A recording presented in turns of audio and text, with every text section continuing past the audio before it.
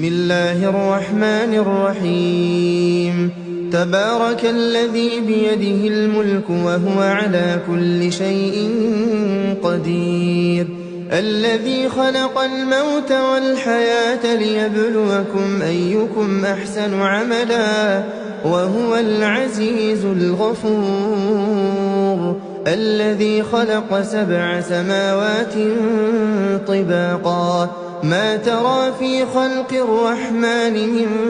تفاوت فارجع البصر هل ترى من فطور ثم ارجع البصر كرتين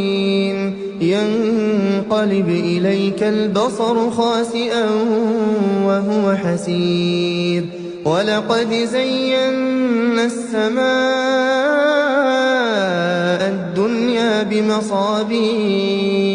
وجعلناها رجوما للشياطين وأعتدنا لهم عذاب السعير وللذين كفروا بربهم عذاب جهنم وبئس المصير إذا ألقوا فيها سمعوا لها شهيقا وهي تفور تكاد تميز من الغيظ كلما ألقي فيها فوج سألهم خزنتها ألم يأتكم نذير قالوا بلى قد جاءنا نذير فكذبنا وقلنا ما نزل الله من شيء إن أنتم إلا في ضلال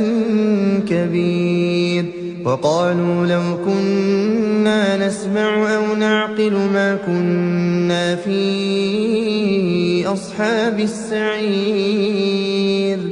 فاعترفوا بذنبهم فسحقا لأصحاب السعير إن الذين يخشون ربهم بالغيب لهم مغفرة وأجر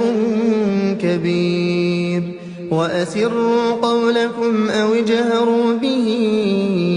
إنه عليم